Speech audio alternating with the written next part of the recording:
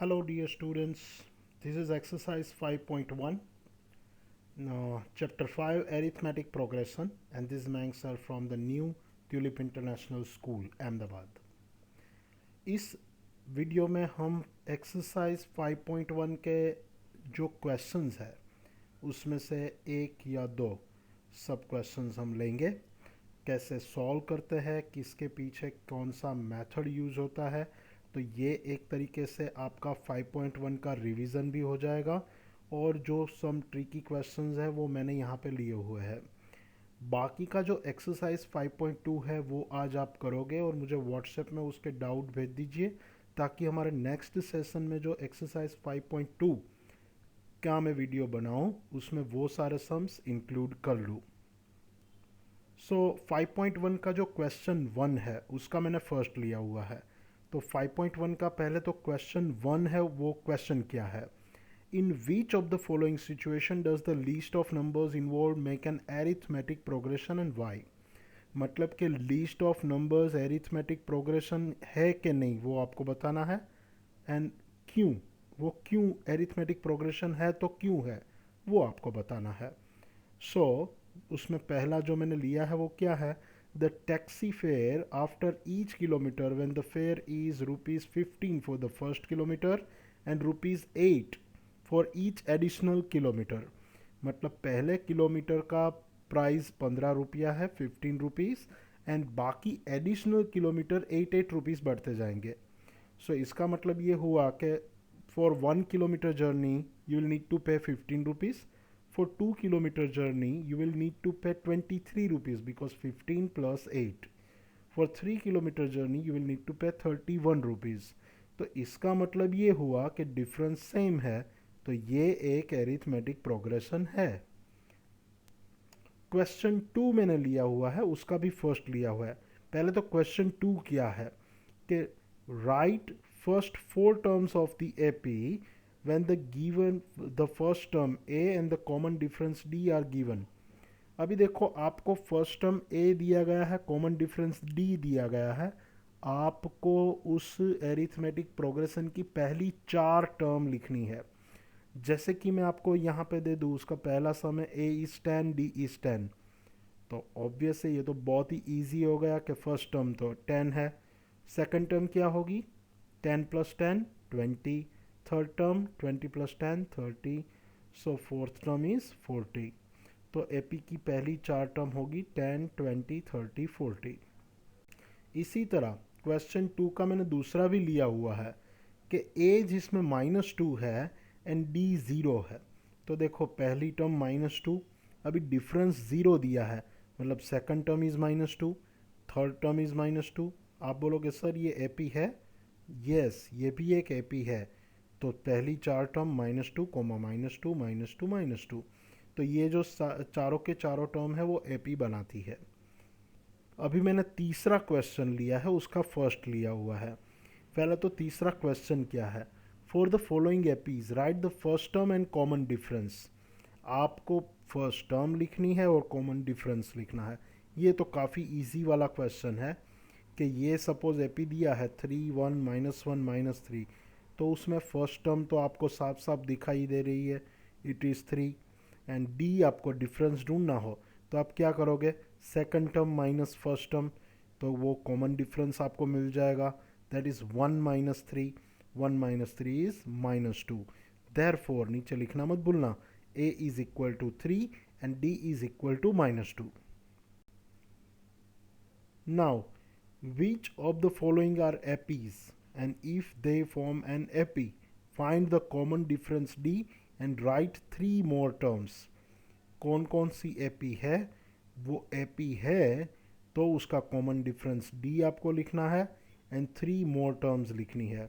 अभी देखो क्वेश्चन 4 के बहुत सारे सम्स है, वो ट्रिकी है, आप बराबर ध्यान रखना। तो जो पहला आपको दिया है, मतलब मैंने दूसरा क्वेश्चन लिया है यहाँ पे 2, फिर 5/2, फिर 3, फिर 7/2। तो यहाँ पे आपको पहला टर्म है 2। अभी डिफरेंस ढूंढने के लिए हम क्या करेंगे, आपको एपी है कि नहीं वो चेक करना है। तो आपको difference second term minus first term भी करना पड़ेगा, third term minus second term भी करना पड़ेगा और तीनों के लिए चेक करना पड़ेगा। तो देखो, मैं पहले second term minus first term करता हूँ तो आंसर आया 1/2। फिर मैं third term minus second term करता हूँ तो भी आया 1/2। यहाँ इसका मतलब ये हुआ कि दोनों डिफरेंस सेम आते हैं, तो वो एक एपी हुआ। अभी एपी हुआ तो कॉमन डिफरेंस क्या आया, 1/2। ए तो आपको मालूम है, तो उसकी नेक्स्ट थ्री टर्म्स आपको लिखनी है। तो 7/2 3, फिर 7/2, फिर उसमें 1/2 ऐड करते जाओ। 7/2 प्लस 1/2 दैट मीन्स 8/2, तो उसके बाद की टर्म हो गई 4, उसके बाद की 9/2, उसके बाद की 5। तो इस तरह आपको 3 मोर टर्म्स लिखनी है।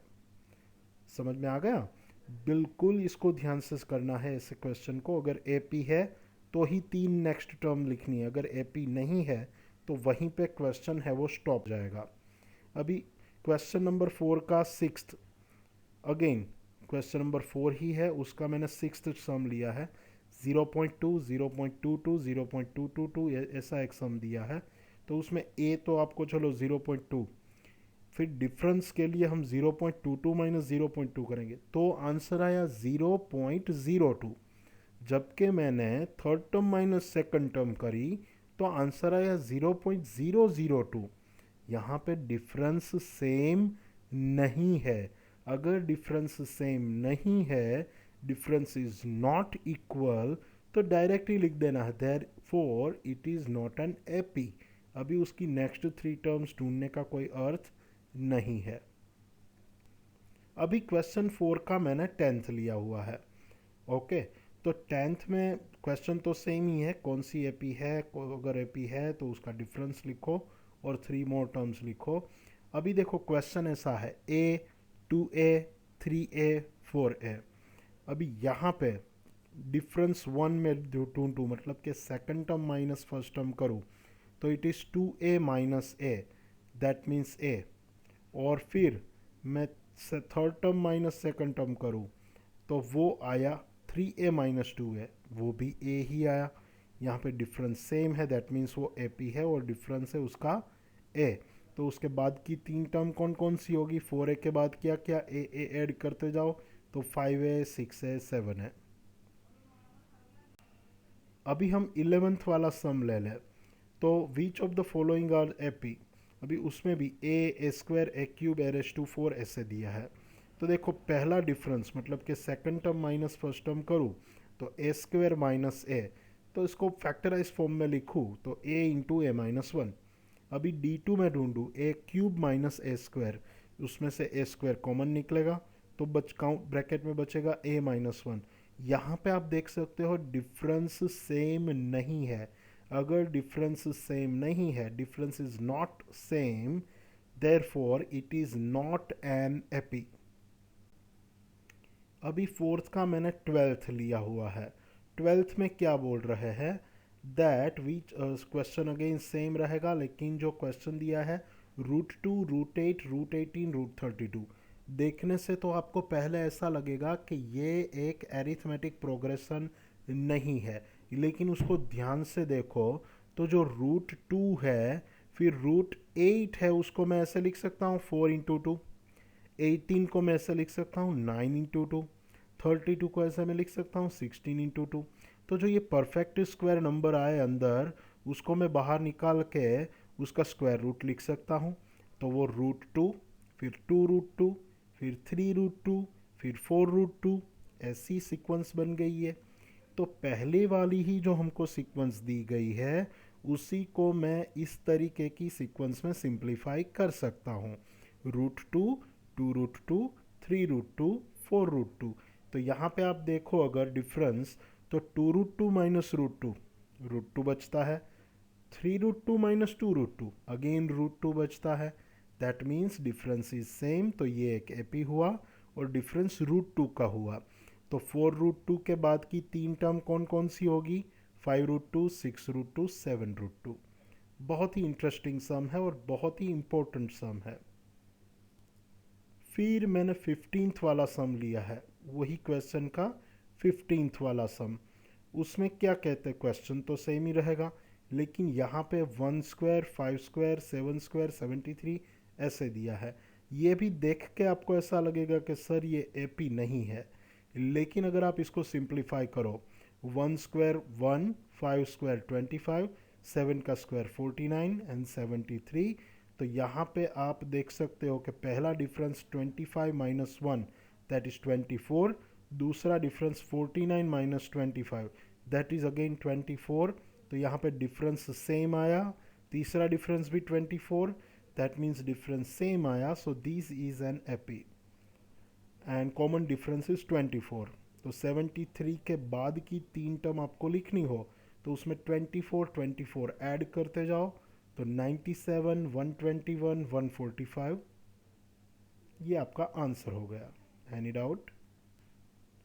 Thank you very much students. आप 5.2 एक्सरसाइज करके उसके जो भी सम्स ऐसे हैं जो आपको नहीं आ रहा है वो मुझे आप भेज सकते हो, ताकि उसका 5.2 का जो मैं वीडियो बनाऊं उसमें वो सम भी इंक्लूड कर सकूं।